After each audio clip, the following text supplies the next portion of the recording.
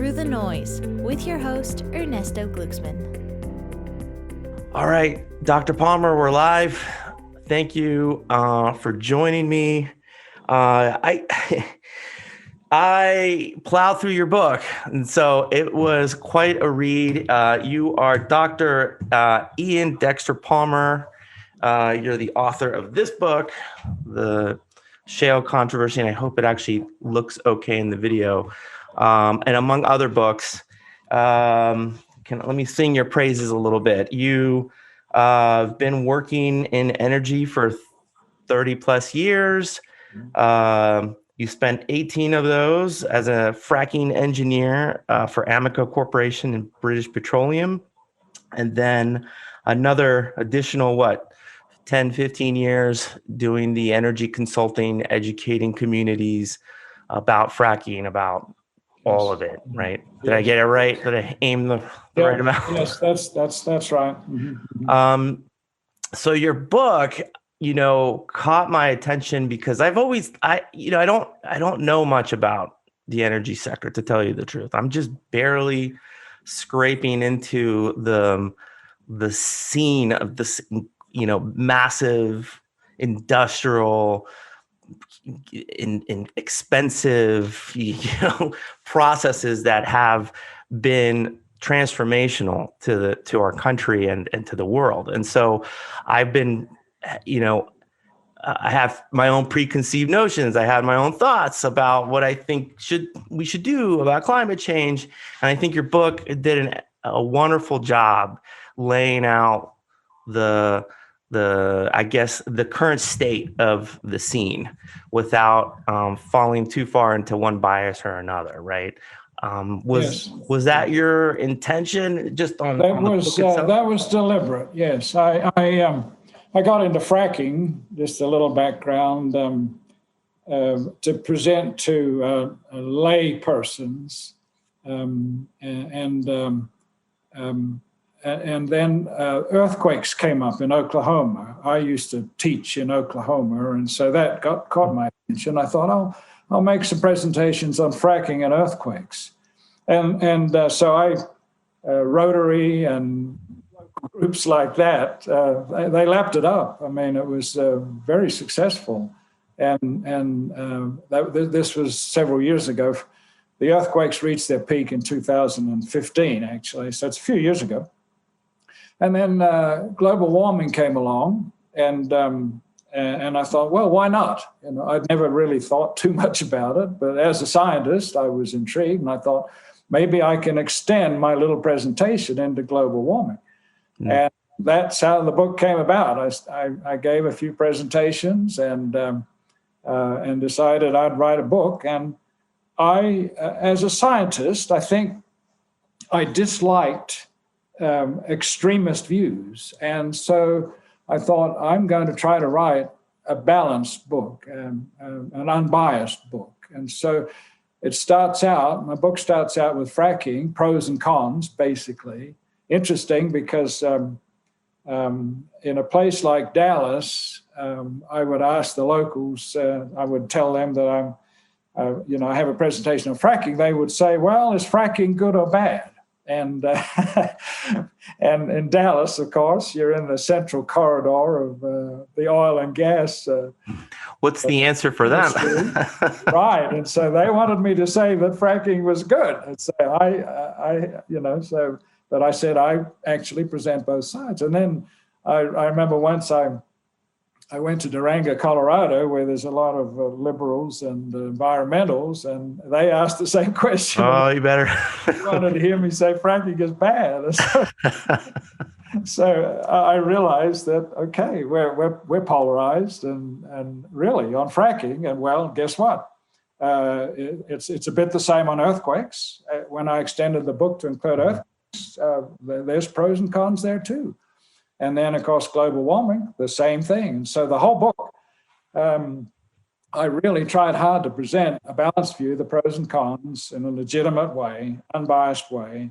And that's been very appealing to people because, in fact, one interview I made the host said, he said he hadn't seen anything like it before. He said he thought I did a good job by presenting both sides. And so, and his co-host said, she said, well, I don't know what to tell my grandkids when I hear extremists on the environmental side talk. She said, I know that's not true, but she said, I don't know what to tell them, because I said, that's why I wrote the book. I wrote the book to try to, to say, hey, you can decide, but here's the pros and cons. So you make your decision, because you'll get both sides in this book. I just think, like in all human endeavors, the story of anything it's just complicated, and you have to spend the time. So let's jump in a little bit into it, because I want to know about fracking. I have a cursory knowledge. Well, now that I've read your book, actually, I feel like I got a better view. But the concept of fracking, can you just give us just a real basic touch point on that, the revolutionary component of that process and what's it used for? When fracking first came out, it took place in a vertical well. So a vertical would be drilled down into a pay zone, an oil or gas zone, and then it would be fracked. And fracking there is pumping a fluid, a liquid down under high pressure, high enough pressure to bust up your hand if you put it under a steamroller that grades the roads. I mean, enormous pressure, but it takes a lot of pressure to crack the rock. And in the early days, they felt like it was a single vertical plane, like a crack that you might see in the sidewalk, long but very thin, only half an inch wide at its most, but it can be half a mile in length. Okay, so that was the simple picture. And then shale gas, which began really about the year 2000 and was followed by shale oil. The shale is the most common geological rock, and they knew there was oil and gas down there. They'd known that, the geologists knew that for years. It wouldn't come out. The flowability, what we call the permeability, was too low. And so that's the reason we frack these wells. And it's really to crack up the rock so that the oil and gas molecules can flow more easily and quickly to the well. And so they thought, well, let's drill a long horizontal well. And so you've got a well that's 2 miles, a vertical well that's 2 miles deep. And then you've got a horizontal well that's 2 miles long. That's a wonderful technology just to do that. And then they fracked it. And they thought, well, if we're going to frack it, we'll frack it 3 or 4 times along its length. And then they realized that more oil and gas molecules would come in if they fracked it 10 times. And they went to 20 times. And a lot of fracks now, they do 40 separate fracking jobs. And each one cracks up the rock at some distance along the well. So basically, you're cracking up the shale all along 2 miles, a 2 mile stretch. And so now all of a sudden you can get lots of gas molecules or oil molecules coming into the horizontal well. Once they get into cracks, they can zip along the cracks to the horizontal well, then up the vertical well to the top. And so all of a sudden the wells make enough oil and gas to be profitable. And that's how the revolution began. It started out with gas, Dallas-Fort Worth. They're horizontal wells underneath the DFW airport. Of course, they're a long down. They're 2 miles down. 2 miles down. Okay. So not too many people know that, people that fly into DFW. but it tells you about the technology. It's perfectly safe. I mean, because the drill hole is only at most a foot in diameter, so there's no danger of anything collapsing. And so that's how it all started. And that technology created the revolution. Basically, by cracking up the rock along a 2 mile stretch, they were creating their own reservoir. Okay, they were creating a reservoir in which the oil gas molecules could flow to the well. Okay? Prior to, there were you were looking for the underground reservoirs that existed, hoping to find them.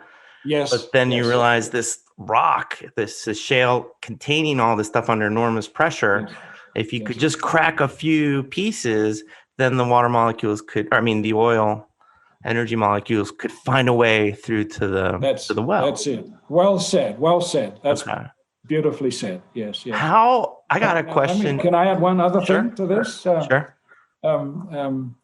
The number of separate frack jobs, fracking operations is up to 40.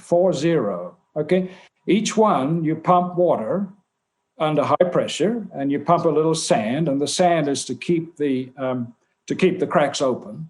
Okay, after the pressure goes away, after you stop pumping and the pressure dies away, the sand will prop the cracks open, and so each one takes a lot of water. And so if you add up all the water that's pumped in 40 separate fracking operations, you get 20 million gallons. Okay, now it's hard to know what that means, but if you pour all that water, 20 million gallons, into a football field, a football stadium, and confined it to the grassed area, the water would rise 40 feet.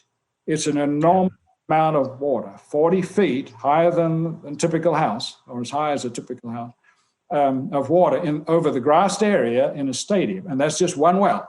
Okay, so this raises an interesting question about, in desert places like New Mexico and West Texas, where they're fracking time, there's your problem. Where does the water come from? Well, it can come from a city, or it can come from an aquifer. Either way, you may be in competition with the agriculture people or the city people there. So again, you can say, well, it's actually less. The amount of fracking fluid is actually less than 1% of the total water in New Mexico and other states. So you can say, hey, it's not much water.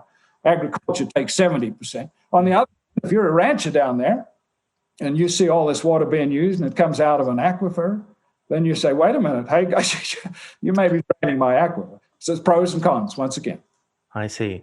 Locally, it could affect my well that I use to deal with my agriculture because I'm near the fracking operations, right? Yes. So that's like one of probably many problems that had to be addressed or continue to be addressed.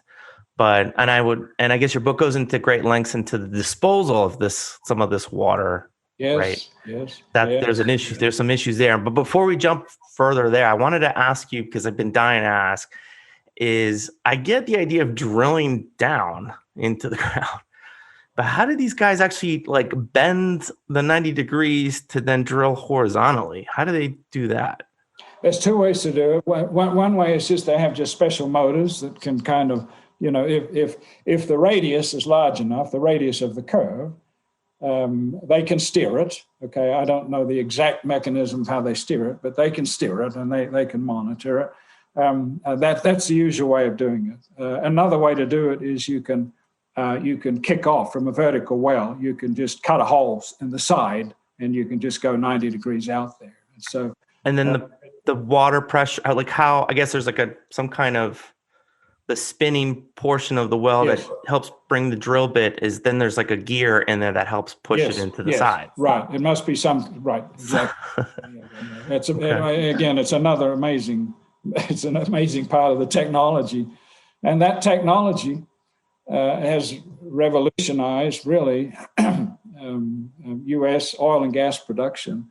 Our gas production from shale gas, the U.S. part of gas production that's from shale gas, 75%. Okay, the shale oil produces 50% of total U.S. oil. So it's been a tremendous revolution, and the simplest evidence for that is that the U.S. became self-sufficient in oil and gas last year for the first time since 1947.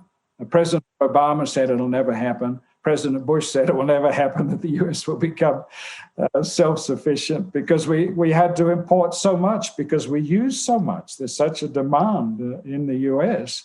But along comes the shale revolution, And in 20 years, we're self-sufficient. And that's what every other country in the world, had previously, sought to be.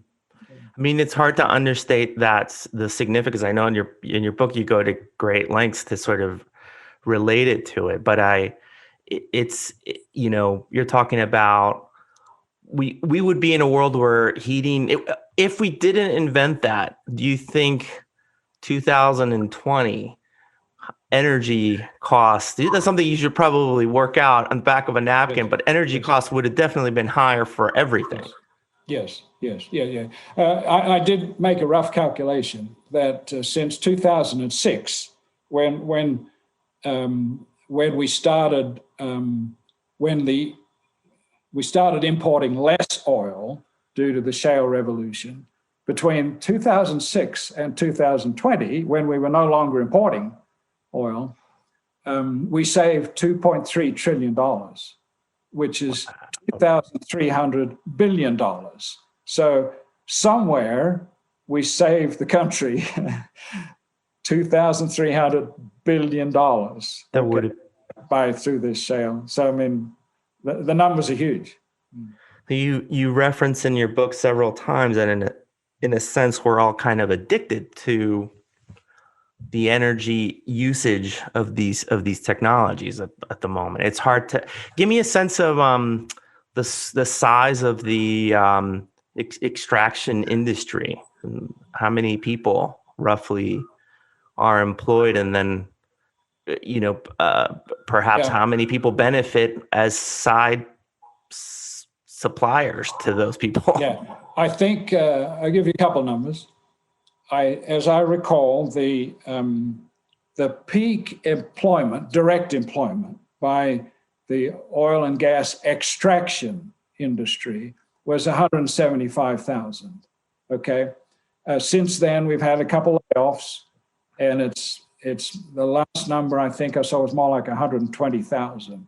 Now that's just the extraction. Okay, that's the drilling and fracking and producing of oil and gas. Okay, so you can probably multiply that by 10 if you some large number anyway, if you include all the people that depend on the oil and gas economy. So, I don't have at my fingertips a total number for the total number of what that is. But it was in millions. It was in the millions. And in places like New Mexico, there's entire towns, economies that exist because of this industry, this technology, right? Yes, exactly. So we have 45,000 wells in the Delaware Basin, which is in the southeast of the state. Towns like Carlsbad and Artesia down there, Hobbs. 45. Not sure of the actual number of wells in the San Juan Basin, which is our other big basin in the northwest.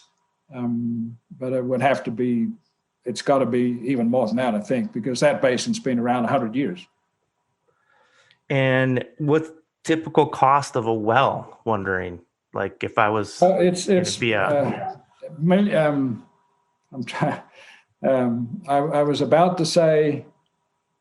Oh, I can't remember. I'd have to look it up. I think you had a figure eight. I think $8 it's million. 5 or 10 millions. Yeah. So, something like that. I mean, it's a number of millions of dollars, and it depends, of course, how deep is the well, and but yeah, it's a number of millions. And then, of course, how much the barrel of oil is selling impacts these guys. Yes. Yeah. Now it's close to 60, which is a big surprise. $60 a barrel, because in the middle of last year, 2020, it went down to zero for the first time ever. And that was because Russia was squabbling with Saudi Arabia over, how much oil to produce. And also because of the pandemic, the demand wasn't there. And so the price went down, and actually went to zero for a very short time. And the rebound has been more rapid than anybody expected. People thought it would drift up towards $40 a barrel, but it reached 60, I think. I think it's close to 60 now. And the Delaware Basin, which is our big, we're very proud of the Delaware Basin in New Mexico. It's the premier oil basin in the USA and one of the best in the world. And it produces 1 million barrels of oil per day. And last year, 2020, the bad year, it actually produced 10% more than the previous year, which was a big surprise to everybody given the conditions that I just talked about. Mm-hmm. It's the biggest oil basin ever discovered by the USGS, the United States Geological Survey. 48 billion barrels of oil down there. And so what happened last year was there's so much oil in different layers that they can drill more than one horizontal well. From a single vertical well, they can drill several horizontal wells, each one tapping a different layer of oil. And so it's fairly cheap to produce the oil. And so when oil gets up to just $40 a barrel, they can make a profit. So when it gets up to $60 a barrel, whoa-wee. They're raking it in. The oil production is now $25 billion a year. That's the market value. That's what comes in from the sale of the oil, okay? And so that makes the oil companies, pretty happy. They've got costs, of course, but the market value from the Delaware Basin is enormous. New Mexico is very fortunate in that respect. And so to sort of kind of recap some of this is big operations, 45,000 wells, each of them in the millions, the barrels of oil that comes out per year. I mean, this is big time industry. This isn't house flippers type of world. This is a real commitment to doing it. And once you get it going, these operations, that's capital that's, applied. That's money that had to be borrowed from somewhere, coming from who knows, hedge funds, pensions, whatever, with an expectation of some profitability, 10 years. How long does an oil well last? How much oil can you get? I mean, I'm sure they have some ideas, but as you just mentioned. The oil reaches its peak in about the first year, 12 months, and then it decreases rapidly. So within a couple years, it can lose over 50% of its rate. Oh, okay. So if you think about a million barrels a day, and the fact that all the wells that have been drilled and fracked are beginning to decline, then to keep the rate up to 1 million barrels a day, you have to drill more wells, okay? And this is where the federal leasing ban has got people, agitated, because if you can't get any more federal leases, and half of New Mexico's production is on federal leases. It's the biggest proportion in any state across the USA. Now, and so, if the ban becomes permanent, in the longer term, the rates are going to go down. Well, they cannot be maintained. In the short term, they probably will, because the big companies, and there's more than 50 different companies that are down there. I mean, that's one of the assets of the USA. They have so many oil and gas companies. I'm from Australia, and Australia has like a handful. So in the USA, you can try different schemes to see if they work. The company tries something, it works, and so everybody else copies that. You've got trial and error. You've got an ideal laboratory for trial and error, okay, in the USA. Where was I going with that? It was about the flow rate. Okay, right. So now the caveat is that lots of leases were obtained before President Biden announced the ban. Okay, so the big companies basically have 4 years of work. They have 4 years of leases that haven't been drilled or fracked. So things are going to be fine for 4 years. Now, maybe some of the smaller companies, maybe they could be affected by cash trap. So there won't be much change, I don't think, for 4 years. And then if that ban is permanent, then that will have an effect. And the rates will decline. But when later we get into the global warming conundrum, maybe this will be the start of the glide path. Maybe this wouldn't be such a bad thing if the state is really committed to lowering oil and gas and greenhouse gas emissions produced by oil and gas. That might be just one way to get on the glide path, towards 2050 net zero greenhouse gases. I just for people that are listening here, probably thinking now you're, just the shill for the energy companies, kind of given the scale and money that's involved here. But I tend to wonder, it's like, this is like, there's a lot dependent on it. So any kind of, a change in direction has to be done thoughtfully, because you have to get some of the capital back out of the ground and shift jobs and change communities. And I mean, well,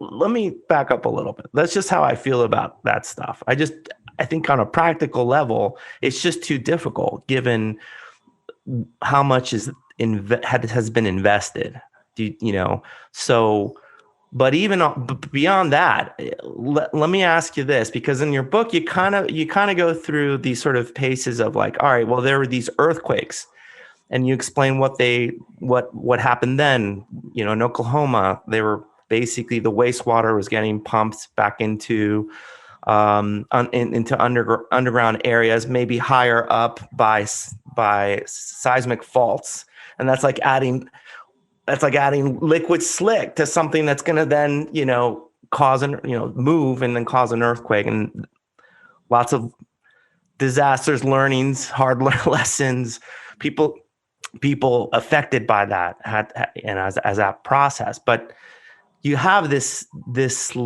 technology that is able to get energy independence used in many different operations.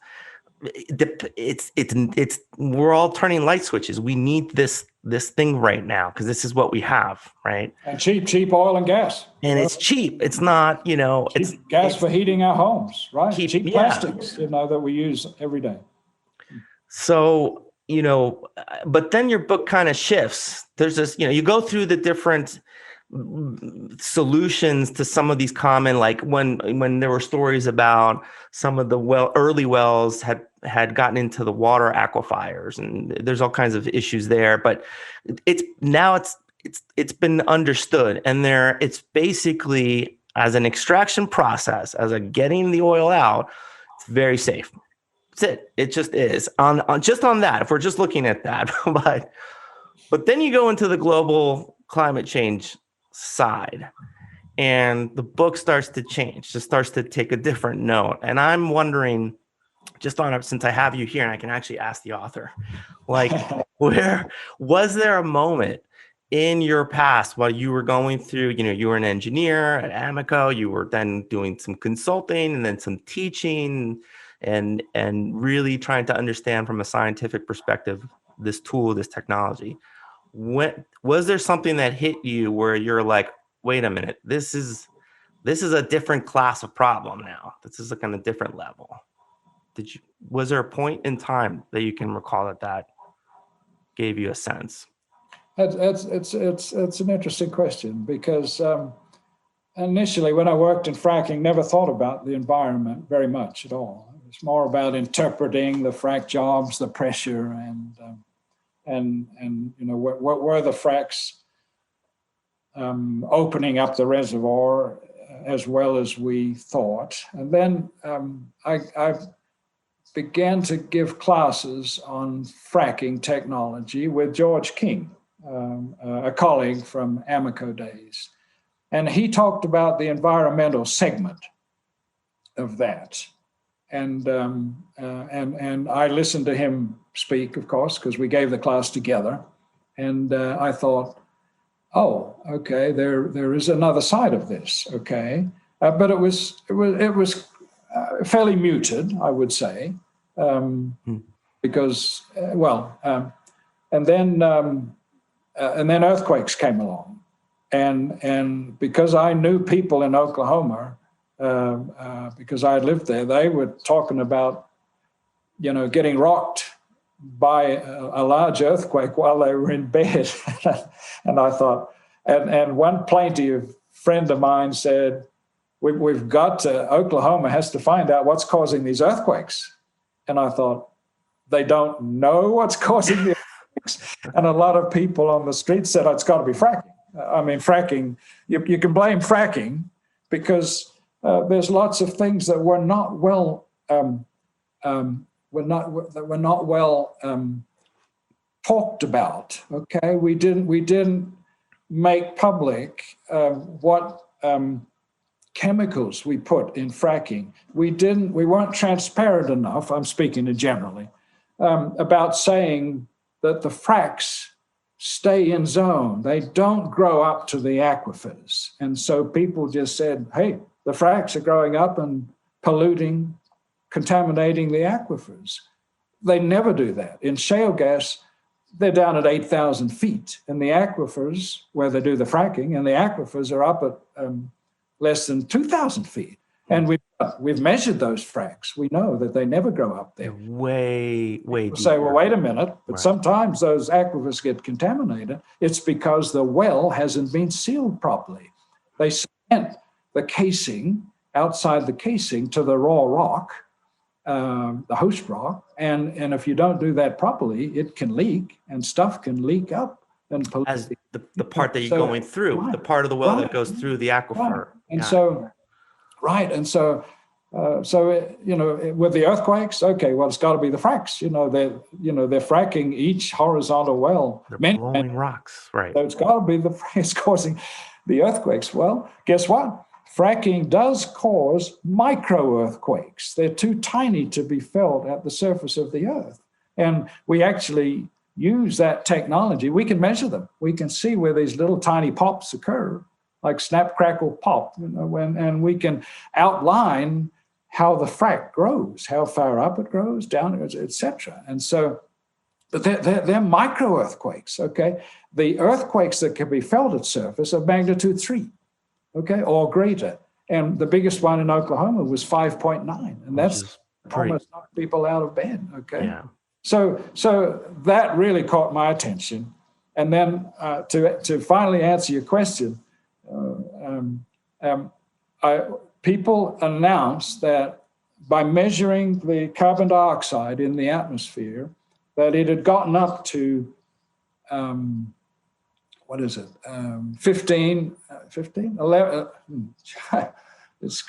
415 parts per. Is that right? 11 parts per million? 400. 15. Yes, 415. That's the number. 415. That's where I'm coming from. Thank you. Sure. 415 parts per million. And they announced that was the highest level in 3 million years. And I thought, that caught my attention. And I thought, what about the temperature? So I went back and looked at the temperature, and it's not the highest temperature it's been in 3 million years. Okay, there have been higher temperatures. But I thought, okay, but what about 2100, when people make all their projections to 2100, the year 2100? And I found out what the average, different modeling predictions, and I added that onto the present day temperature. And I thought, oh my gosh, this is pretty high. And I looked back at the records, and it was higher than it had been in 2,000 years. And I thought, let me look back further. And it was the highest it's been. It would be, okay, this is a prediction. It would be the highest it's been in 40,000 years. And I thought, oh my, can I go back further? It turns out it's the highest it's been in almost 1 million years. It would be. If we don't control the greenhouse gases, it will be the highest it's been in 1 million years. So the Earth, if we don't control this, the Earth will go where it's never been in 1 million years. Talk about a twilight zone. Mm-hmm. I mean, that's got to make everybody sit up, okay, and say. And I thought, well, I better check the models. And there's a peer-reviewed paper that says the models that predicted the concentration of CO2 since 1970 have all been pretty much on the money. So if people say, you can't believe those models, I would strongly disagree with them. So that was the final thing. That's what did it. So that's what did it. Just kind of following the problems that you heard about being attributed to fracking, you stumbled upon, for you personally, the story of carbon dioxide and methane. Yeah. Yeah. And I think you did a fantastic section of the book. So it's kind of like reading through the early stage of the early half of the book is about the fracking story and the scope and the scale and how it expanded and its importance. But that second half of the book is on the global warming dilemma problem. You called it the dilemma there. And I'm curious it's pretty stark terms, just like if you pick up any book on climate change right now and you dive into some of the data that's been collected, I found it intriguing though, that your book kind of starts off with a couple of like I can tell that somebody came up to you and saying, global warming, that's related to sunspots. Right? Because at first I was like, sunspots, what does sunspots have to do with global warming? Well, then you go and explain, okay, well, this is what maybe have led you to believe that there's a reduction in sunspot energy of this. Do you recall that? And it's been, there's a lot of detail in your book, but can you maybe just touch on that one? Because I think we should put that concept to rest. I do, because it's strange you mentioned that. My PhD was about cosmic rays from the sun. What a coincidence. So I actually studied the sun, indirectly for many years. And cosmic rays, of course, are just protons and electrons, high energy.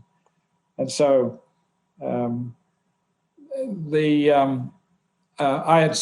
I ran across that, I thought, well, okay, that seems reasonable. And I looked into it, and what I discovered was pretty quickly was that the sunspot connection was the opposite of what it was supposed to be in the last period. I don't know whether I looked at the last 12 months or 2 years, some period like that.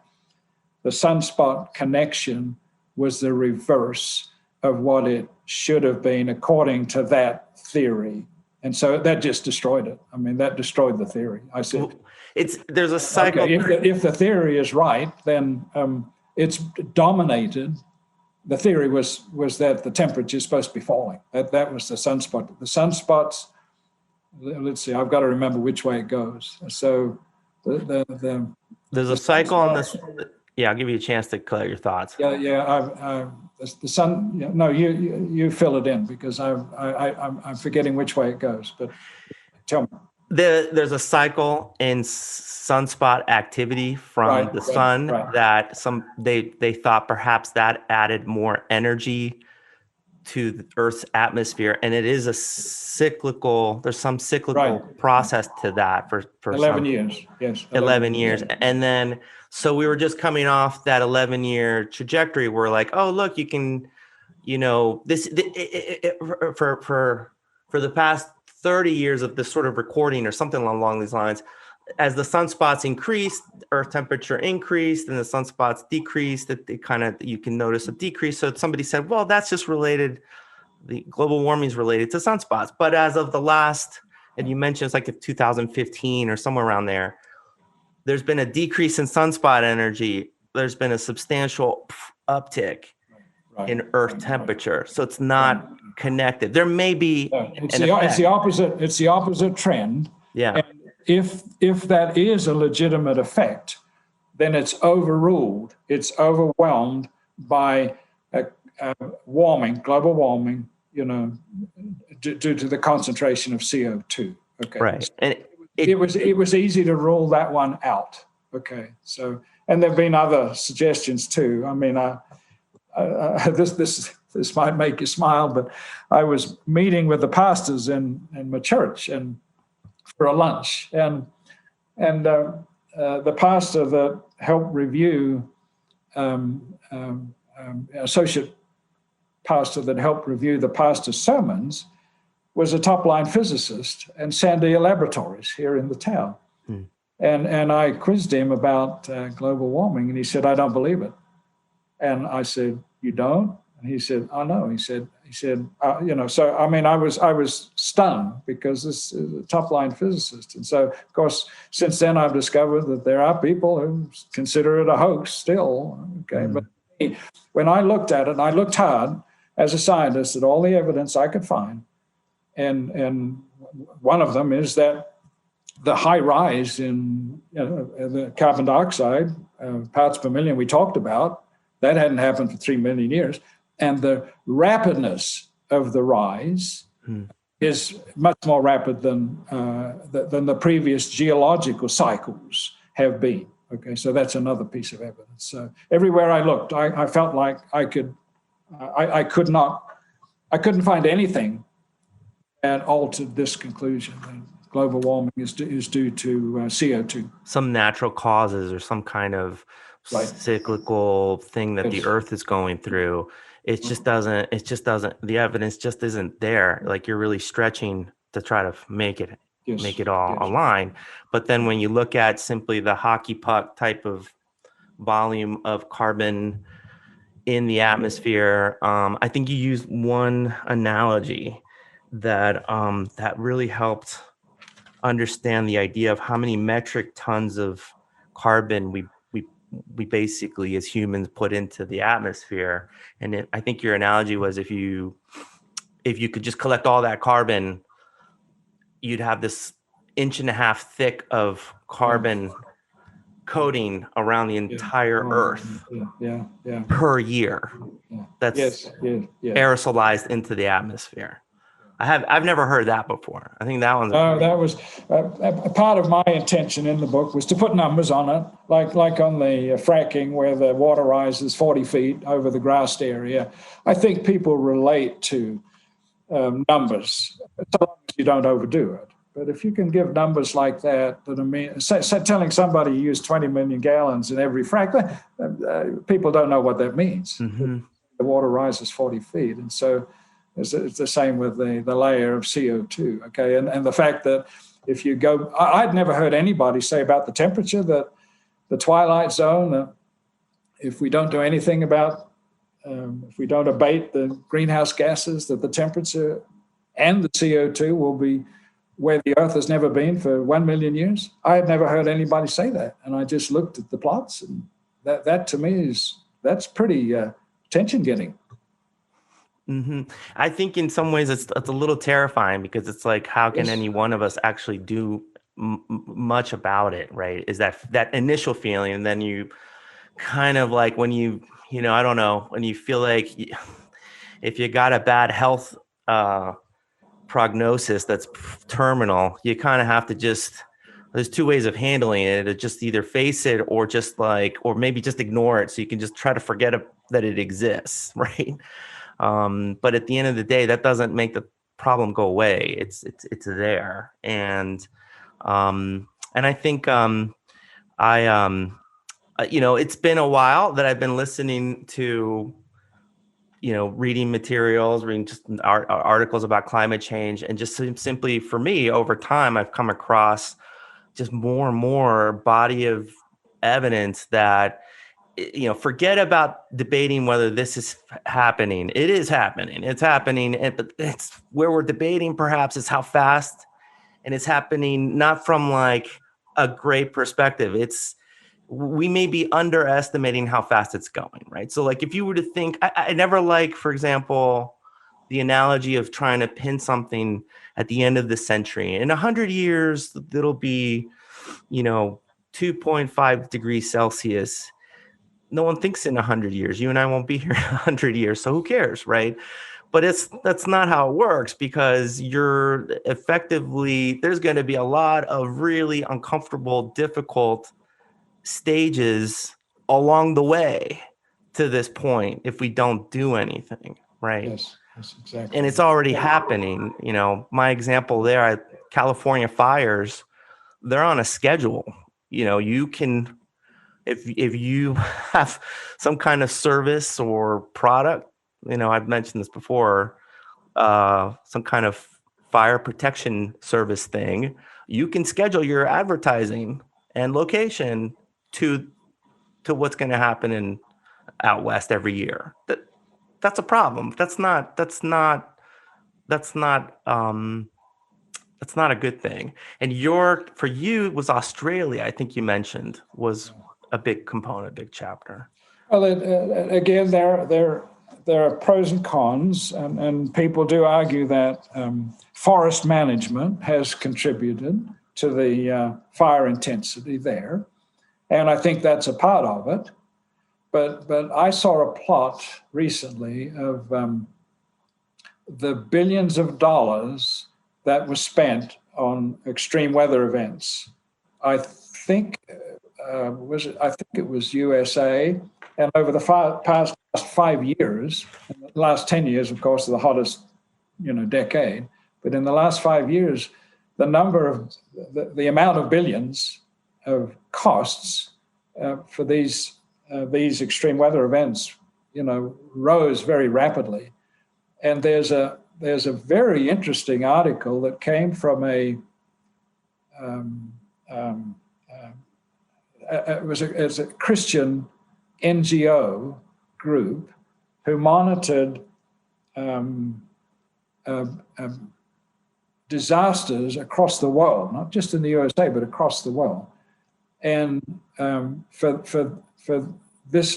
2020, I think, or maybe the last one was 2019, they included migrations of people, which caught my attention because that's often been predicted by climate scientists. And the numbers were terrifying.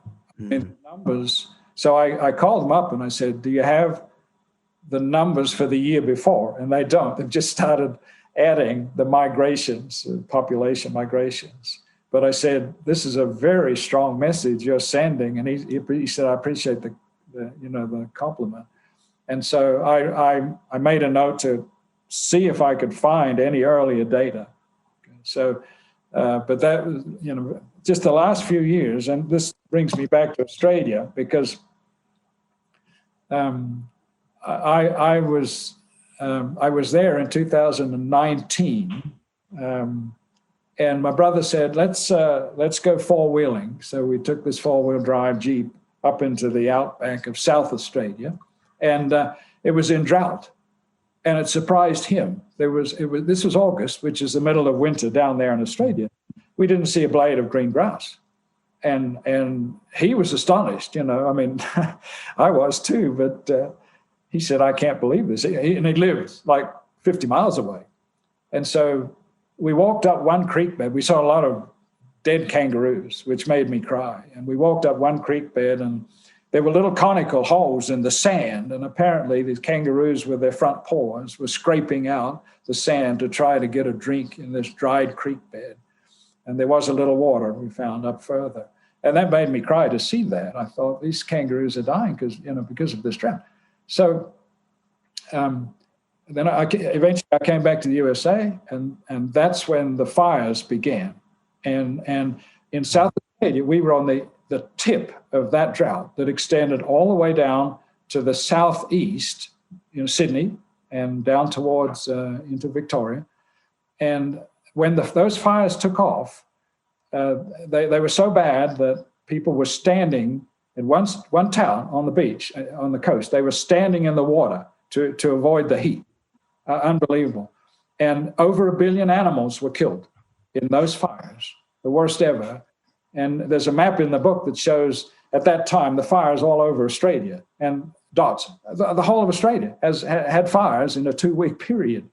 And so that really, really came home to me. And there was a paper written up, and they said there's a pretty good chance that it was due to global warming, you know. But people in Australia, they just said this is global warming. You know, what else could it be? Yeah, I read about it. They've got droughts. They've got floods. Sydney is flooded out, huge floods. You know, 1 in 100-year floods. I mean, 1 year later. Oh, is it 2 years later? It's 2 years later, I guess. So anyway, that comes home to you when you do that. And then, can I say one more thing about this? Because back to the pros and cons. Okay, there are pros and cons here because the data. The physical changes, such as glaciers retreating, Arctic ice melting,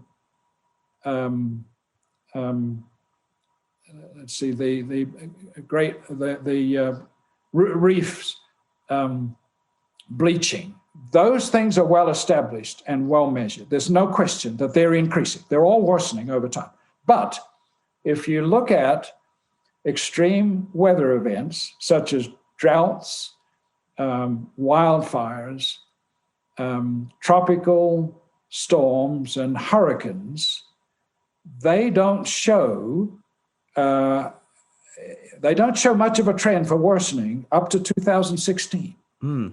That's published. That sounds counterintuitive. I'm sorry? That sounds counterintuitive to me. It is. And here's how, when I saw that, I called up some friends in Australia who have studied this for years, and I said, can you show me the evidence for, you know, these extreme weather events, the last 50 years? And they said, we can't find it. And I said, go look in the IPCC work, the intergovernmental works. And there it was ambivalent. It was not that these things are worsening. So this is the other side of it. And I've asked people about this and they have no answer. They say, well, things are getting worse. Okay, look at the last 5 years. The data only went up to 2016. And I have to make it a priority to plot the last 5 years of the same data to see what happens. But there are people, a lot of my buddy engineers said, until I see the evidence. I said, what evidence? And they weren't talking about the physical evidence of the Arctic ice melting. They were talking about, you know, the evidence on humanity, worsening of these extreme weather. Until I see that, I'm going to wait and see. Okay, and now I can understand why they would say that. Because it only went up to 216. Right. And so whether there's it looks to me like, it feels like there's, a big worsening effect in the last 5 years. And it's very easy to say that, oh yeah, all these bad things are global warming. I think you have to be careful because we should, as a scientist, we shouldn't forget the previous 50 years. And if those things don't show a worsening, is there an explanation? Or is there a delay effect on these things? The physical effects are showing it, but the human calamities don't seem to be reflecting it. So now you haven't part of the mystery. You haven't gone into the data you collected for the book and trended it out from 216. What do you have a guess, some sense of where you think it might go, or do you just rather not put out ideas? It feels like it's worsening. I mean, in that October of 2019, the terrible fires in Australia, that's when the fires started up in California, those terrible fires in California. So at the same time of the year, you've got terrible fires in the Northern Hemisphere and the Southern Hemisphere. Now, that's unheard of. I mean, usually the fires come in the summer, right? But at the same time of the year. So things like that, there are, and I think last year, Australia had its record, maybe it was 2019, had its record high temperature. I think it was last year. the highest temperature they've ever had before. So these numbers are coming at us fast now. So I suspect, from all I've said, that there will be a worsening effect. And I just, to be honest, I can't say that it is, but I need to find the graphs and plot the graphs, to be honest. But the Earth is getting warmer. Oh, yes. No question on the temperature. No question on the Great Glacier retreating. No question on the Arctic ice. No question on the reefs bleaching. That's all happening. That's definite and defined. And I think most people say, oh, well, that's it. We don't have to go look any further. When I wrote the book, it was very late and before I published it that I realized that the last 50 years did not support the worsening of the specific catastrophic weather-related events, right? Exactly, just that. So right. Exactly, that's the point. We need to figure out. So we need to figure out what's going on there. But yes. But to be honest, I had to put it in the book. Yes, and I appreciate it. So I got to put it in the book. I appreciated that. Yeah. And I think if you ask around, a lot of people don't know an answer to that question.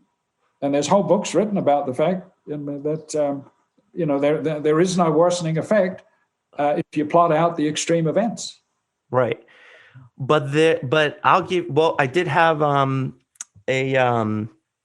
COVID started happening, I've Dr. Daniel. I'm gonna have to make an edit for my own self because my memory is also Dr. Daniel Brooks. I had Dr. Daniel Brooks, who's like a specialist in pathogens, and could, in great detail could explain, much like you, a very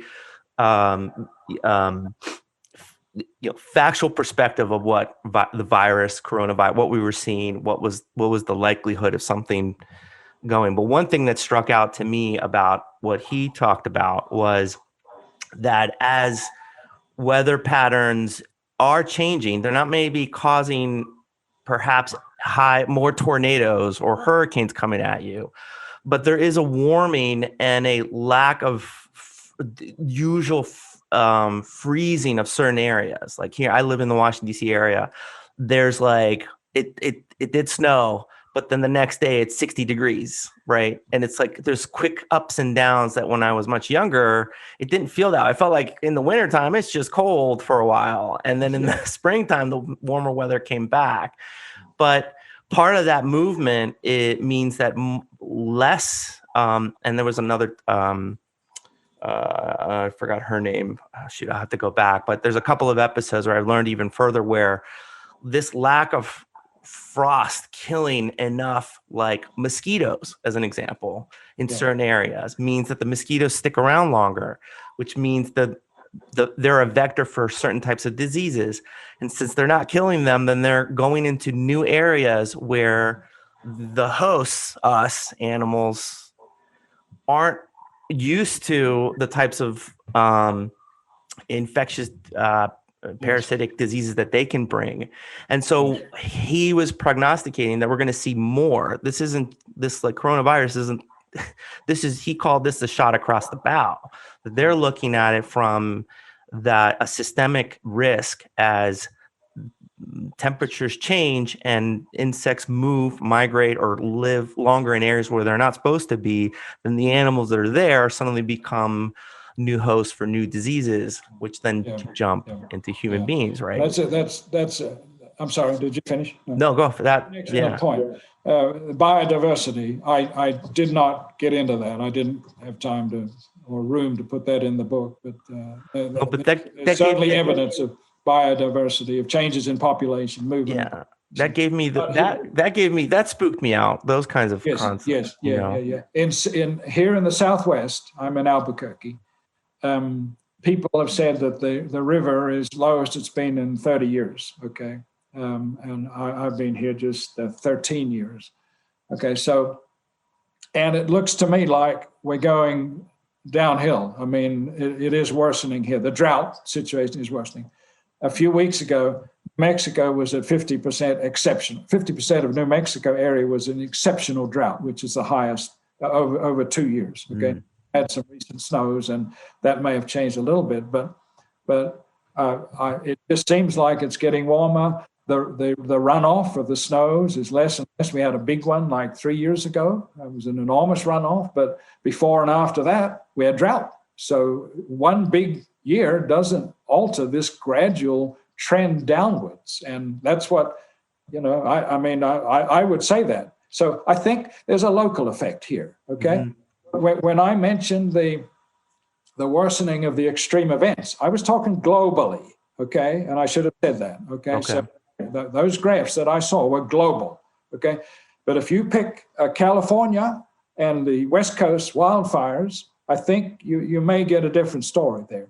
If you pick the Southwest, there was a wonderful book written called A Great Aridness when I first came here, so it was 13 years ago.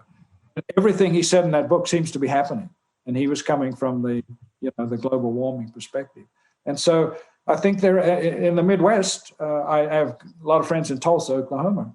It seems like it rains all the time there. I mean, they all the way down that corridor, right? Mm-hmm. All the way to Louisiana. There's floods, and excess rain. And so it's like here in the Southwest, we're not getting enough, and they're getting too much. And so I think locality comes into this, and that just adds a complication to this. Well, it confuses people, right? So, and then you just kind of find the local weather event that benefits your personal confirmation bias, whether you are working for the energy industry or you're an advocate against it. You just kind of grab onto that, and the problem is we get lost in that sort of. We're not attaching it to actual data because that's harder to do, right? How do you? Well, that brings me up. I had listened to an interview with you, and I think it was like a radio show, and there were some hosts, but they covered the actual energy industry specifics. They were like your compatriots at Amoco or something. They're sort of you're an inside guy in that world, right? But one thing one of the hosts mentioned, and it was just kind of off passing, she was like, related to the climate change topic, she was like, well, you can find as many scientists on one side of that, saying that climate change is real and man-made, as there are scientists denying it. And I think I could tell you were kind of struggling how to respond to her. Obviously not to, you don't want to insult somebody because then you just lose that person's thinking process along with you, right? But does that frustrate you given what you know now? Is that those kinds of moments? What I see happening is a drift of opinion. I think the evidence is firming for climate change. I mean, global warming, there's no question. I mean, that's proven. And people but it's the climate change part of it, and especially the extreme weather events that I think are it's not totally conclusive yet. When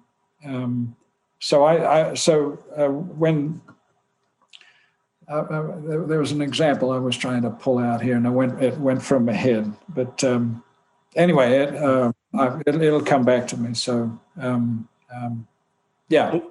the question is, I guess, when you're talking to somebody like the host there, and she just sort of, I guess she was expressing she's hoping for that. I don't think if she really looked at how many scientists out there, the body of work, she would probably change her perspective a bit on that. Yes, there's a that was the part you might want to edit this because I'm gonna do something. I forgot about the 90 your question, but I'm sorry. But there was some paper that argued that 90% of the scientists believe in global warming and climate change, and of course. I did read a rebuttal of that, but it was from someone on the other side. And so I think I glanced at that paper and it looked pretty solid to me. And so whether it's 97% or 80%, to me, it's fairly rare that I talk with somebody that says I just don't believe it, because there's too many things to believe, and I can argue those things logically with a person if they're interested. Okay, but as you said, there are people with biases that really they don't want to hear. They just don't want to discuss it. They're so firm in their beliefs. So, but you're right. It's I think I didn't quite know how to reply to those. I didn't. You're right. I didn't want to upset the apple cart and say, that's just not true. But I think more scientists on one side than the other, no question. But I think we should also not, over criticize an industry that has provided so much to our, sorry if you're out there. I mean, the fact that you are in a warm home, if, listening to a podcast or driving a car, I mean, it would be a very different, get through your book and you'll realize it'd be a very different scene if we just didn't happen to come across shale oil and gas as a solution.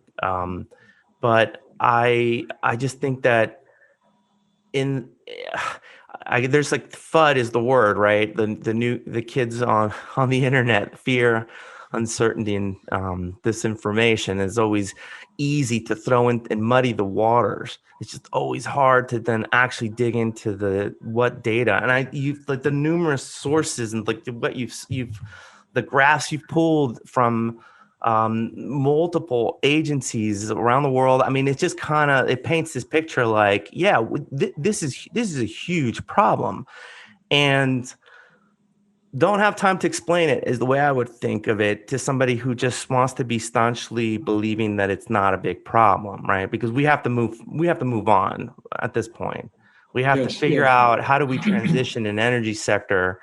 How do we deal with the millions of people? And you talked about 1 million just on the drilling oils, right? If we were to put a flat ban, no more fracking, that's 1 million people out of a job. What are we going to do with them? Like, you can't just up and change that, right? And that's just the beginning. I mean, we need gas to make plastic, because we need plastic to make a bunch of things that are useful. You could then argue, do we need plastic bags or plastic spoons? Okay, maybe we can. There's opportunities to reassess, but putting the example was I had somebody from the Vinyl Institute on the show, and the example was like, you don't want to put cast iron sewer lines where you have to dig it up every 30 years because it rusts away. The energy it takes to dig up dirt and replace that 30-year-old cast iron sewer. That plastic is perfect for that. You want something that lasts 100 years or more. That's what you want it for, right? That's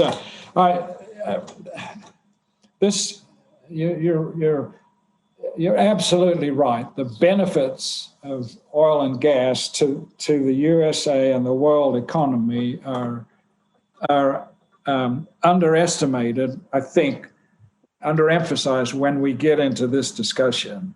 Okay, and all those things that you mentioned, plus the import-export, situation here. There's no way we can change over quickly.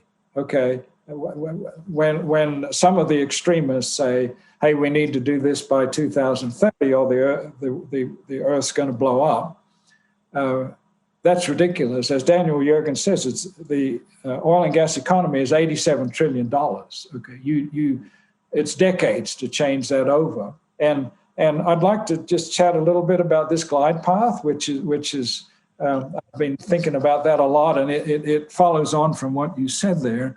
So BP have done some very careful analysis. That's my old company, of the situation, and made predictions. And the predictions of BP and another company that's famous for this argue that by 2050, fossil oil and gas will be 35 to 45% of our total energy. Right now, it's like 80%. So it's a big change. But what's left is significant, 35 to 45% of oil and gas. Renewables, of course, are more than 50%. You know, they're up there, and that's what you expect. But it's not zero oil and gas, okay, in 2050. Okay, there's no possible way. Okay, so if we want to get net zero greenhouse gases, and that means that we capture and bury the same amount that we're creating by burning the oil and gas. We have got, that's what net zero means.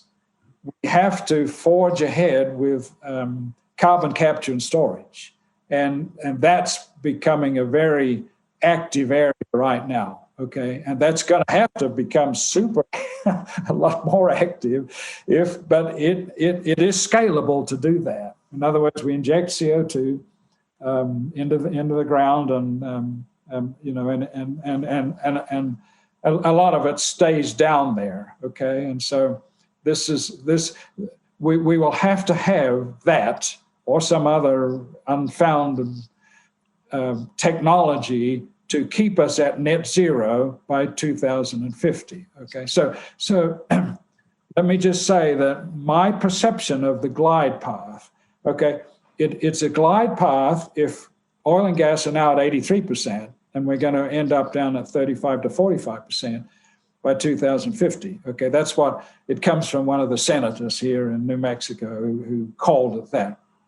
So first of all, the oil and gas companies have to have a carbon-free footprint. They have to have a green footprint. They need to use renewable energy to drill, to drive their drill motors, and to pump their frac jobs. Okay, that's the first part of it. The second part of it is they have to clean up the methane emissions from flaring gas, even worse, venting gas, from leaks at the wellhead, leaks in the pipelines, leaks downstream in the refinery. Okay, so that's number two. Number three is we have to get this carbon capture and storage going, because at this moment, that's the only way that can scale up to meet the Paris goals. Okay. The last part is that companies need to start to reinvest in renewables, and BP is the best example of that, or a good example, because they've announced that by 2030, that's less than 10 years away, they will be 40% invested in renewables. Okay, so Total, the French company, they have bought into an Indian company, and in the solar technology, 50%. They will own 50% of the solar electricity from that company. Things like this, companies are starting to change. In the U.S., I think there's a little more resistance because companies have done so well with the shale oil and shale gas that they feel like their wrist is getting slapped when they're told that we need to get on this glide path. But down there in the Delaware Basin, these big companies like EOG and Occidental, if that federal ban becomes permanent after 4 years, they've drilled up all their leases, maybe the money that they would have appointed for new oil and gas drilling wells, maybe they direct that towards a wind farm. Maybe they put in a wind farm or a solar farm. Okay, there's a little tiny company called Kirkwood Oil and Gas in Wyoming. They've been hit hard because a lot of their wells are also on federal lands. And Kirkwood is a smallish company. I don't know how big. I think maybe 20 employees or something. They're not big, but they said, okay, if this happens and that federal leasing goes away, they said, we're already looking around to see if we can mine products that will be needed for battery construction. Okay, so people are building huge batteries everywhere, even in Texas and California. There was a big one announced in Texas. They call them mega batteries or big batteries. And my home state of South Australia has got one of those and are building another one. They're going to put in 13 big batteries across the country in the next 3 years or next 2 years or something. They're really pushing hard for that. And so anyway, all that to say is that companies, they will be forced, I think, to do this. I think the supporters, the investment, BlackRock, the big investment agency, has already said, we want companies to go for net zero by 2050. And so I think this is one step that they're going to have to face up to, they're going to have to take, is to start investing, start building wind farms and solar installations, and this will contribute to the decline. We'll have a decline in supply and demand because as cars go electric, Norway's 60% electric. Norway's cars, 60%. The cars are electric. Okay. US, it's like 2%. I mean, it's in Australia, it's like the same thing. Okay, but this will happen. So the demand for oil and gas, for transportation, will become less and less and less. This is what is facing us, and this will happen. To me, the snowball is rolling. Okay, some people are wanting to stop it. Some people are wanting to ignore it. But everywhere I look, I see this snowball is rolling. Okay, and this is going to increase and increase and increase. And so that's my concept of the glide path for just to resolve the dilemma of the oil companies. Can you talk a little bit about the carbon capture technology that's involved there? Because if I see, so the incumbents or some incumbents might be denying it or resisting it or ignoring it, but what I see is, forget dealing with them, I see, well, where's the next potential opportunities, right? And so if you're a mining company that can actually put back CO2 into the ground, now guess what? You can sell that service to some of the very oil extracting companies that are out there. I'm like, I can help you with your footprint, Yeah. Yes. But it's hard. What you said is not in my book. I think it's just come out. Occidental, big company down here in the Delaware, the Permian Basin, and they know how to produce oil and gas. They also have a lot of EOR, enhanced oil recovery, where you inject CO2, to increase the oil flow. That's called carbon capture and storage. They call it CCUS, utilization and storage. But they know how to do that. They have announced, first of all, they're building a plant that will capture CO2 from the air, and that will be, I think, next year. They'll have that up there. Okay. Have you looked at that? Like, how real is that? That seems so, I don't know, it's beyond me in my wrapping my head on it. Well, it's a bank of fans that suck the air in, and inside the middle of the fan, or the other side of the fan, they've got a chemical, usually some kind of amine, which absorbs the CO2. It actually absorbs the CO2. So then they can, that's the way they've captured it. Okay, so the bigger the bank of fans, the more air can come through. And it's a little startup company in Canada that they're working with that invented this process. But Occidental is so committed to this that they imagine lots of these banks of fans going up to do this.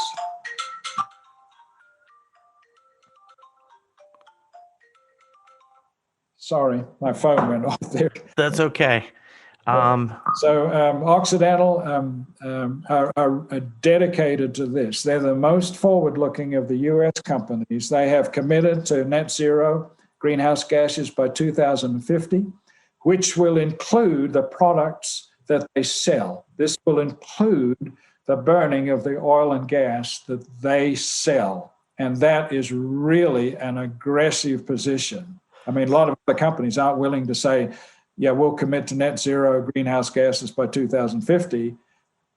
Occidental are going way beyond that, and they're saying hey, if we by injecting CO2 in the carbon capture into these old oil fields, okay, that will offset the burning of the products that we make and sell, the oil and gas. You see, Right. Back to net zero, the net zero concept. They'll calculate however many cars would need to use or gas plants from the shale oil. They'll calculate, all right, well, you're going to burn X number of tons per whatever period of time.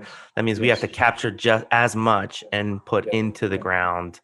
And that's that's part of that technology. Like, yes, that's exactly it. And they will accept CO2 from other companies that need to get their net zero, equation right. Okay, so other companies will provide the CO2, and so be a sequestration energy management company. Yeah, CO2 management. It's a very. You talk about looking down the line. I mean, there's companies that refuse to even consider this, and there's companies like Oxdale that say, "Hey, man, this is an opportunity and make money here." That's how they're looking at it. Astonishing. And do you have you looked deeply into the technology associated with that? I mean, like, how real is it? It's real. The U.S. have been doing it for 40 years. Oh, we've been doing it? What? Come 50 again? years, since 1970. Yeah, the U.S. have been doing enhanced oil recovery. Okay, so they know how to do it, and this is one answer for the jobs. Okay, Denmark announced a couple of weeks ago they're stopping exploring for oil and gas. They have 50 rigs working in the North Sea. They're a big oil producer. 2 weeks ago, we're not going to do any more exploration for oil and gas. 2050, we're going to stop producing oil and gas. What are they going to do instead? They're going to shift their jobs, the people who are working in this area, into carbon capture and storage, okay, injecting this CO2 underground, because these guys know, they know geology, they know engineering, they know how to inject stuff, and work wind farms, offshore wind farms. Okay, that's that they have made that commitment to do that. Denmark is leading the world in this. So as regulations, the R word here, ratchet up on the amount of carbon large industries, transportation sector around the world start to tighten that up, that's going to create basically money flow to companies that know how to put that CO2 deep into the ground. Yes. There'll be a carbon pricing, and the Feds talked about this last week. They had a meeting with Exxon and Shell and Chevron, I think, and it was about carbon pricing, and they pretty much all agreed to that. And API, the biggest trade group, American Petroleum Institute, has supported that too. 10 years ago, they reversed. They had the opposite position. Okay, so carbon pricing is going to come in. That may be needed. There's already a tax credit, okay, for injecting carbon underground. Okay, but there's going to have to be a more general carbon pricing, and that I think won't be too far away. So one other thing I wanted to say, you asked about the historical nature of this, and I said that we've been doing this for 50 years. The other thing is that the Department of Energy, I think, has done some pretty serious study about this, and it's published, and it doesn't seem to be very well understood, but I did the calculations, came up with another number. The number is that there's enough old oil fields in the USA that we could inject every year our full amount of greenhouse gases released into the atmosphere, which is 6 billion metric tons per year. We could inject 6 billion metric tons of the greenhouse gases that we produce every year for 23 years. We have so many old oil fields, and that's just old oil fields, okay? There's also saline reservoirs and other things too. So if the US got control and started controlling its greenhouse gases, maybe we only, to make the net zero thing in 2050, maybe we only had to inject 3 billion, metric tons a year, then we could do that for 46 years. You see how it goes? So we have tremendous capacity for this, and the technology is well known. The only thing that stopped it is cost. And I heard this morning, actually, I heard a webinar that said at $40 a barrel, enhanced oil recovery, which is what we call CO2 EOR, which is one way to bury the CO2, but this way it increases the oil flow. This doesn't work if oil price is $40 a barrel, but if oil price is $60 a barrel, this stuff works. And this commentator said he expects carbon capture and storage to start taking off in the USA, since oil is now back up to $60 a barrel. So Texans are very good at it. They all know how to do it. How to do the math on that. And I'm curious to know what the rate per barrel at 60 would be attributed to would have to be spent for the EOR portion of it. Would you happen to know? I'm not sure what you mean. So if barrels are trading at 60, cost of doing it? Yeah, per barrel. I would is the question. I don't know. No, I don't know. Yeah, I know that. Well, yeah, okay. So, yeah, what I said was at $60 a barrel, then the profit exceeds the cost, obviously. Okay, but I don't know a specific answer. It's somewhere in that $20 difference between the 40 and the 60. But I would assume it's enough profit to then squeeze out to actually do abatement. And of course, a new industry of putting carbon into the ground comes with investments in new equipment, new infrastructure, new processes, deals. And as things grow there, then that might actually even get cheaper and more competitive and more intriguing. Yes, yeah. Good point. It should. Yeah. But Now there's also the tax credit. The tax credit is there right now. I think they've just extended it for 5 years or something, or they're deliberating on that. And it's $50 a ton if you just inject the CO2 down there and it stays there, in some oil field or whatever. But if you rig it up so that it's absorbed by the oil, softens up the oil, and you get more oil out that you can sell, then the tax break is only $35 a ton.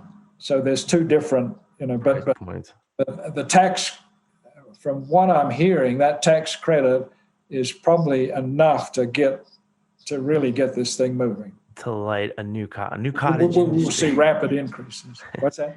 A new cottage industry. Of services. Yeah. Well, it looks like it to me. I mean, this looks like part of the snowball.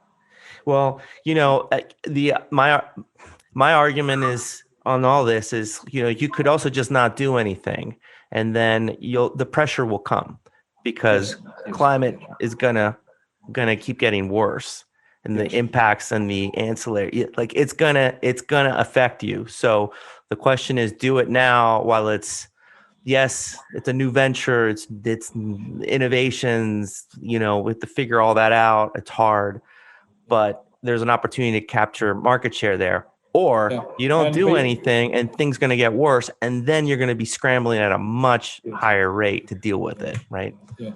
BP and Occidental are showing the way as oil and gas companies. And Denmark is showing the way as a country. Okay. So the pressure will come from governments, for example, the Biden administration. It will come from states like California. Okay. And it will come from investment houses like BlackRock, okay? And it will come from a swell in popular opinion. I mean, the popular opinion is turning, okay? No question, it's turning, okay? And so that will apply pressure to some degree. That's kind of the big unknown, because predictions of the future, they don't quite know how to quantify that. I mean, you can quantify lots of other things like oil price and what the future looks like, but to quantify how many people are going to buy into this in their own houses, re-insulate their houses, put solar panels on the roof, keep the thermostat down. I mean, this is a big open question, but it makes it very exciting. And it's, not eating beef. You don't want to say that in Texas, but Right. But there are personal attributes here that are just beginning to be, considered by other than Californians that have kind of been there for a long time. But in the middle of the country, Oklahoma and Texas, it's just starting to seep in there. Mm-hmm. I had the CEO of the Corn Growers Association on the show, and he spent his 30 years chief lobbyist to defend regulation. And this isn't corn. This is corn used in biofuels. It's not corn necessarily for livestock feed or human consumption. It's biofuels, and they didn't want a whole lot of regulation. Certainly when climate change became something of a mainstream topic, but in 2014, he had a 180-degree turnaround once they realized that some of the fields down in the south, just a little bit of warmer temperature created more moisture, which pushed the water table up. That created it pushed salt crystals into the fields, and it started to make some of the fields unable to grow corn in their corporate supporters' businesses.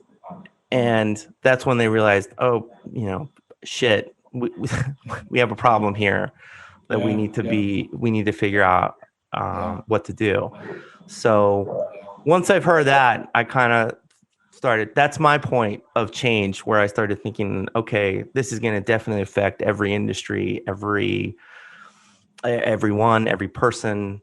So it's just probably time to just lean into it and figure out ways out of this. Yeah. I think you're right. I think I see it happening. Dr. Palmer, I think this might be the longest episode I've had on the show, but I can't thank you enough for taking the time to talk to me. Thank you for the book. I had to read it in parts because the climate aspects of it, can be a little bit terrifying to start to consume. But I think at the end of the day, the book has a lot of hope, a lot of potential to grow. And I think that's the direction I want to really point out for this. And so I'm just glad that in your illustrious career at the twilight of it all, you are somebody who is advocating that we need to pay attention to this. Which, by the way, somebody could just quickly look at your credentials and go, "No, you're one of the energy insiders. How could this be a thing here?" But have you personally had difficult conversations with former colleagues over time, or how would you characterize some of the folks you worked with in the past in the industry right now, towards how you cover it? I had lunch the other day with a group of ex-engineers from BP, and we had our outdoors so we could sit apart, which was nice. So this was in Tulsa, Oklahoma, and I found that as they asked questions, the snowball was rolling out of my mouth, my answers. And these thoughts kept coming that they were not aware of. There was no resistance, okay, but I can't say they were totally on board, but they were more on board than resistant, because I was just expressing data. I was like I was talking to you, and it was like they were saying to themselves, "Oh my," I mean, when I remember I saying the snowball is rolling, guys, and it's rolling really fast here. And they had seen some of it, but not a lot of it. On the other hand, I have a buddy who I worked with for years, engineer, very brilliant engineer, actually. Basically, he takes the position that until the extreme climate events occur more often, that he's in a wait-and-see position. Well, that was 1 year ago where he said that, and now we've seen a whole lot of massive events just in this last 12 months. And so, check in on him. Friends from Australia, my friends from Australia. This goes way back. I went through college with them, but have remained friends, and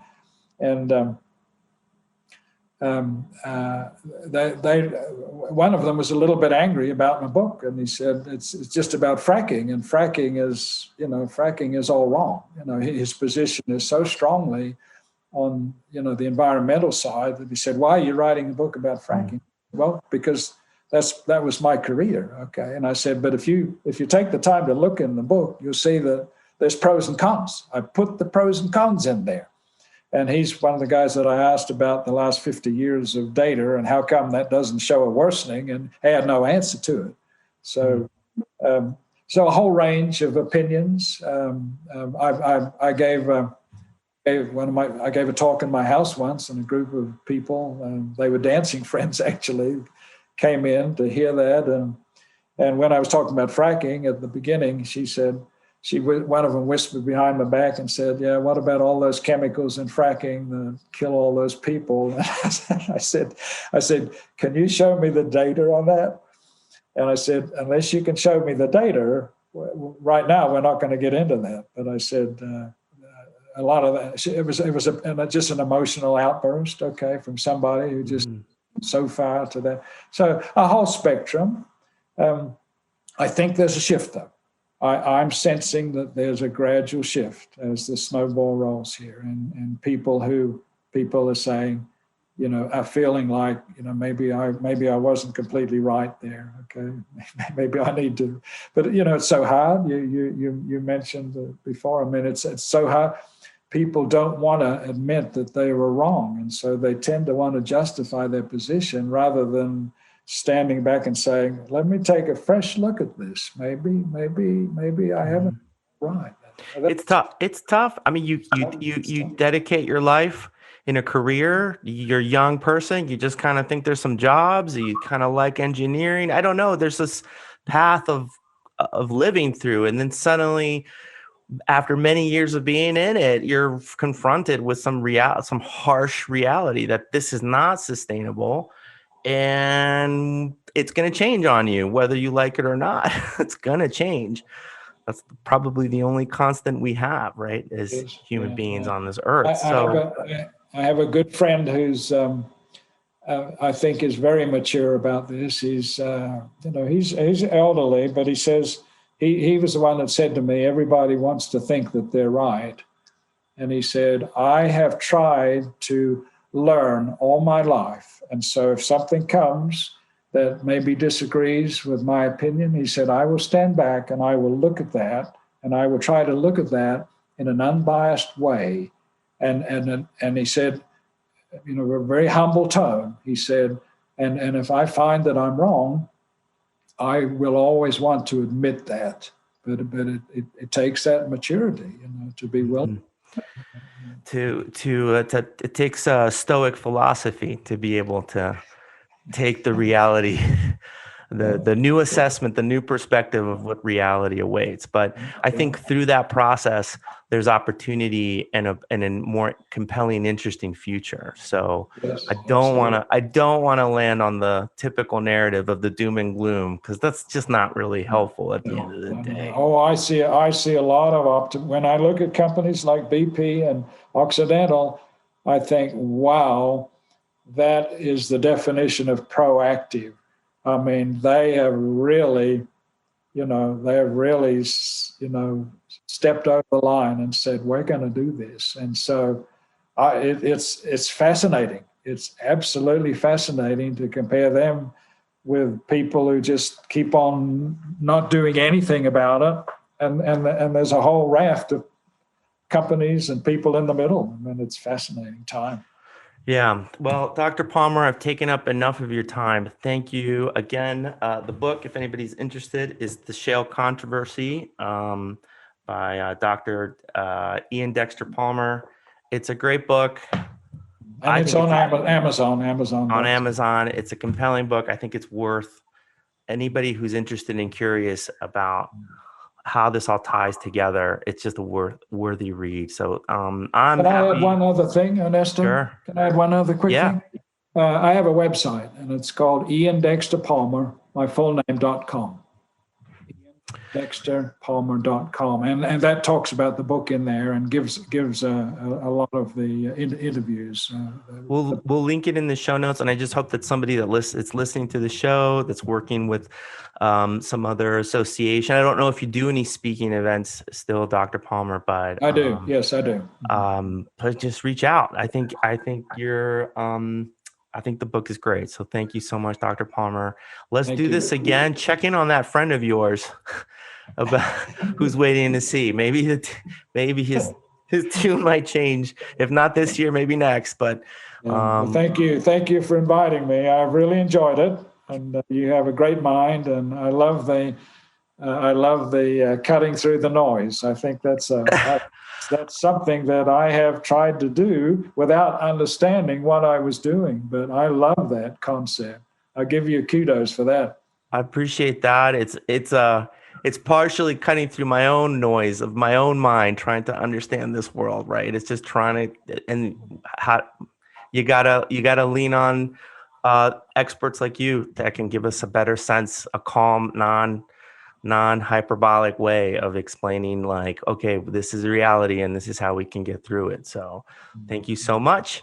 And you guys that are listening or have been watching, I don't know if too many people watch the YouTube channel, but we did just start that. I'm still working on it. I know way more people listen to the podcast.